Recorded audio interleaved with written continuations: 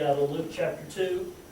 But this morning we want to show you a different perspective. We want to show you a story from someone who isn't really mentioned in the Bible, but the story that you see comes straight from the Bible. So we did take a few liberties and added a few characters, but I think if you'll watch and you'll understand what's going on, you may say, hey, that's me.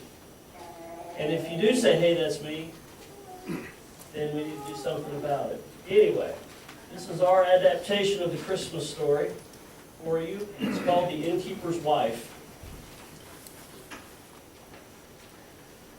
Once upon a time, a very wise man loved God and all of his creation. This wise man studied the stars and the patterns that they made as they danced across the heavens. He knew that the patterns were a direct result of God's own hand, and he loved watching the dance play out. One night, as he was watching, the man saw the dance change. The man was so excited that he called in two of his stargazing friends. Why, you know them as the three wise men. We three kings of Orient are, bearing gifts we traverse afar, field and fountain, moor and mountain, following yonder star. Oh, star of wonder, star of night, star with royal beauty bright, westward leading, still proceeding, guide us to thy perfect light. It's a sign. God's sending us a sign. I think you're right. I've never seen such a magnificent star. It must be the star of a king. Not just any king either. That's an amazing star. I think God's sending us a sign. I think that God's going to visit the earth himself. The three friends agreed. After consulting their rather large and loud map and using all of their algebra, calculus, and trigonometry that they had studied at the university, they determined that the star was somewhere over the far country of Israel, near the small town of Bethlehem. Just then, the wise man remembered that he had a cousin who lived in that far town. I must send a message to my cousin, that's the innkeeper's wife in Bethlehem. I will have her prepare us rooms so that when God comes, we will be there also. Sounds good. All right. So the wise man sent a messenger to his cousin, the innkeeper's wife. I would like you to tell my cousin in Bethlehem that me and my friends are going to come. I need her to prepare us a room. God himself is going to be there, and me and my friends want to be there. The messenger raced off. She crossed the mountains. She rode on camels. She rode more camels. Finally paddled the boats, and even took time to party with the desert animals. Finally, she reached Bethlehem, where she found the innkeeper's wife at work. Hello? Hey, your cousin, the stargazer from the east, sent me to tell you that he and two of his friends will be needing a room. He said God himself is coming to earth, right here in Bethlehem. I know, frankly, I think he's nuts, but hey, don't shoot the messenger. I'm just the messenger. The innkeeper's wife thanked the messenger Thank you. and sent her on her way. Be on your way. Then she went to look for her poor husband. Husband! Husband! Husband! Here I am, wife. What do you need now? You remember my cousin, the one that lives way off in the east? Yes. You remember he ruined Thanksgiving last year? We haven't talked to him since. Well, he just sent word via a messenger saying that him and his two buddies are going to be needing a room here tonight. They probably won't pay, but we need to get one ready. Well, they said that they saw a weird star in the sky, and apparently it's the one that signifies that God is coming here. To Bethlehem, God could be coming here. Is that not the craziest thing you've ever heard in your whole life? The innkeeper didn't think it was crazy at all. He was a devout Jewish man and had been waiting for such an event his entire life. You know, I don't think that's crazy at all. I'm a devout Jewish man. I've been waiting for this event my entire life. In fact, Isaiah spoke of the things such as this. Oh my gosh, God is coming to Bethlehem, and you're so calm about it.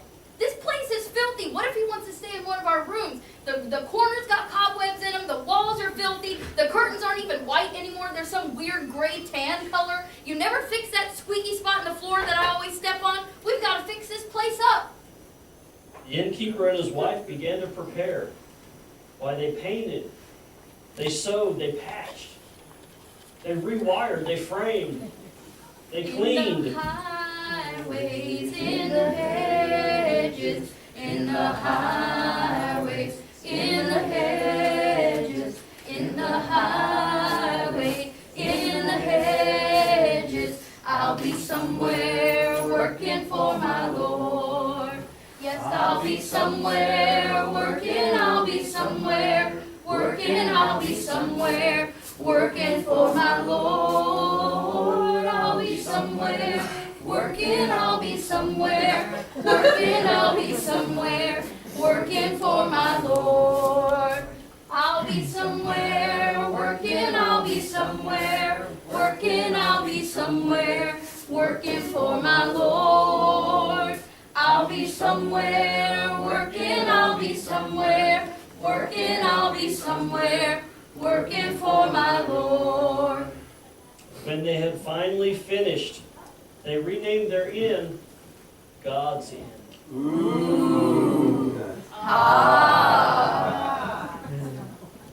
However, at this point, the innkeeper's wife began to start acting rather strangely.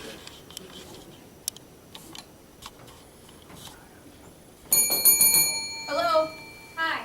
I was searching for a room to stay in for tonight, and your inn came up right here on my Google map. I've read some pretty conflicting reviews, but I know how some people can be, since the census and everything. But anyway, I'd love to stay here at God's Inn. You must really love God and His people, such as myself. Do you have any rooms available? Actually, yes, we do. No, we don't. I'm sorry. Our rooms are full. You should try the inn down the street. I'm sure they have plenty of rooms for people like you. I see them go in all the time. Thanks for nothing, jerk. You're welcome. Have a good day. Leave us a good review. We got some pretty rough ones. Why? What was that about? We have plenty of room. In fact, all of our rooms are empty. Why did you turn her away? Because God is coming here. What if He comes here and doesn't want to stay in my inn because it's filthy? We have to keep this place spotless. Clean, here. And so it went. Each traveler who came to God's Inn and asked for a room was turned away. The innkeeper's wife would not let a single person check in. She dusted and swept and swept and dusted from daylight to dark. The innkeeper got so tired of arguing with his wife that he started hanging out in the stable with his animals.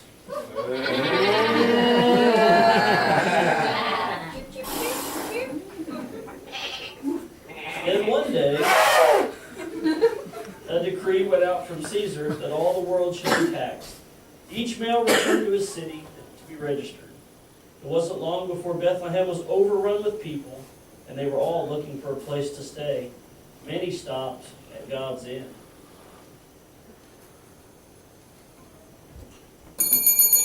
Hello. Hey, I was wondering. Nope, we don't have any rooms at all. I'm sorry. Have a good day.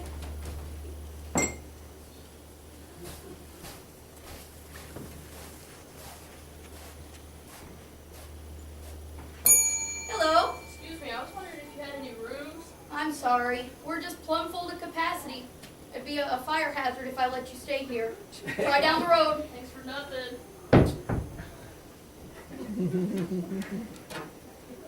The innkeeper's wife turned away everyone who approached for a room, and her inn stayed spotless and clean as she waited for God to show up. Wife, look out there. The town is full. All the inns are booked to capacity.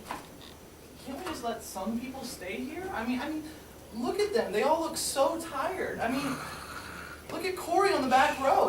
He's falling asleep. Absolutely not. God is coming. Do you keep forgetting? We can't have filthy people, all these dirty dirty bums crawling all over this place if he shows up and doesn't want to stay here. We have to keep it clean. Sorry. He could be coming at any minute. He could be on his way right now. We have no idea. He's just taking a very long time. He's just walking incredibly slow. Easy, Marty, easy. Hello, excuse us. We've searched the town over. There's no rooms anywhere. We really need a place to stay. This is my wife, and she's with child. I must find a room for her. She must have her rest. Do you have some rooms here at God's Inn? No, I'm sorry. We don't have any rooms, none at all. But it's such a beautiful place, and it looks like it's empty. With a name like God's Inn, I know this is a place we should be. Look, I would help you guys. You guys seem nice enough, but look at this. My hands are tied, just like this. I have one room open, and it's for a very important guest. Ma'am, and please, I'm please. sorry. Look at my wife. She's due any time. Please help us. I just can't have dirty people like you just cluttering this place Oh, up. my. Now shoot. Come, Mary. Come, Mary. We'll find some. And I know you're gonna walk real slow to pull on our heartstrings too. And good luck having that kid without an Who epidural. is this lady? I've never been the same after mine. Wow. The innkeeper couldn't stand to see this poor man and his wife without a place to stay. We'll find a place. Wait. Look, it's not much, but I might have something. I have a stable, and I've kept it clean, and I know it's not a lot, but at least it'll keep you warm and dry. Yes, thank you. Thank you so much. Two strangers were grateful for the offer. Easy. They followed the innkeeper into the stable. He had cleaned it up while his wife was fussing about the inn, making it a very cozy place. Soon the woman gave birth, and as the baby cried its first cry, What? It's a star! It's a star! It's the baby. I know your baby is in this stable. Show us the baby! Where is it? That's impossible. God wouldn't come to a stable. It's such a dirty place, not even fit for a beggar. He should have asked me for a room. Lord knows all of them are clean and ready. I would have given him one. They did ask you for a room, but you turned them away. Well, go get them. We can't have them just sitting out there in the stable. It's filthy. Tell them they can have any room they want. They can even have our room. They're clean and ready. You know. You watched me. Well, you were busy protecting God's Inn from all those strangers. I decided to clean up the stable. I mean, I figured if God was coming, we might as well clean everything, not just the parts that people see. I mean, besides, it's too late to bring the baby in now. There's all those shepherds and there's sheep, and they're gathered around the baby and they're worshiping him. And I don't think any of them would feel comfortable in a place like this. Man, I really messed things up. Do you think God can forgive me? I was so worried about keeping the inn clean that I forgot the true meaning of all this, that God just wants us to help the ones who can't help themselves and go and feed the hungry and clothe the people who don't have clothes. And you think He'll ever forgive me for this? Sir, I want to thank you so much for your stable. It was perfect for Mary and the baby. I mean, there are so many people that want to see our baby Jesus. Shepherds, fishermen, weavers, and beggars. And none of those people would have ever felt comfortable in a fancy, schmancy hotel like this. So it's really great how God has worked all this out. It's just perfect. Thank you again so much. You know, God himself chose my bride for me. What, did you have one of those prearranged marriages? Maybe for yeah, not even born yet.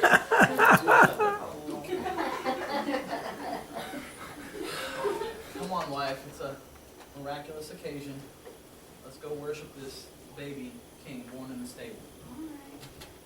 Man, Joseph, I hate to break it to you. This kid don't look like you at all. the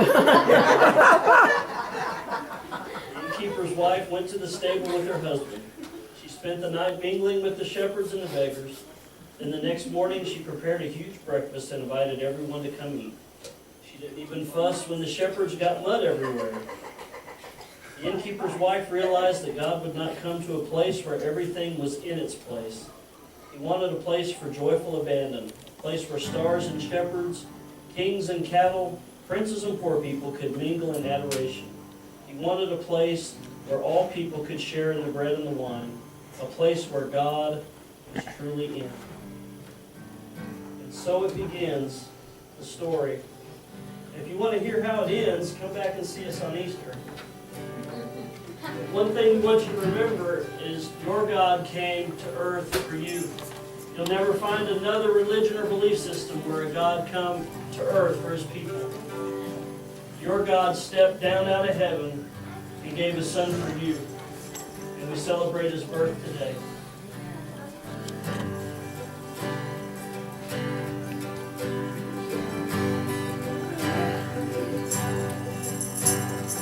Follow a star to a place unexpected. Would you believe after all we protected a child in a manger?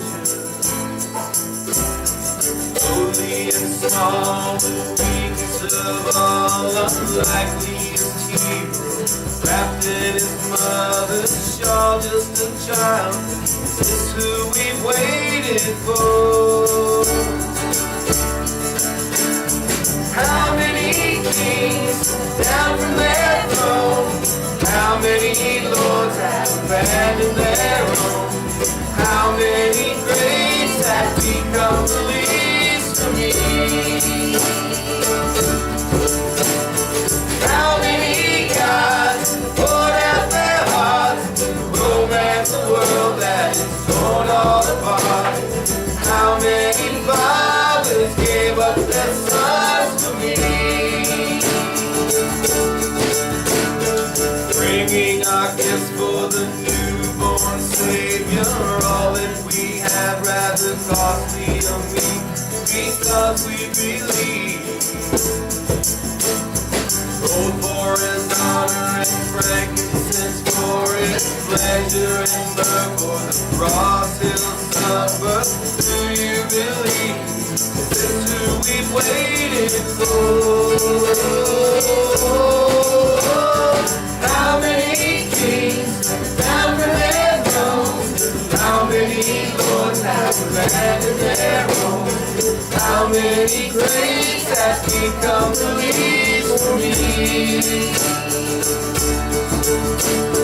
How many gods poured out their hearts to romance a world that is torn all apart? How many fathers gave up their sons for me? Only one did that for me. All for me. All for you. All for me. All for you. All for me. All for you. All for me. All for you. How many kings stepped down from their thrones? How many lords have abandoned their homes? How many greats have become the least for me? How many gods poured out their hearts to romance a world that is torn all apart? How many fathers gave up their sons for me? Only one.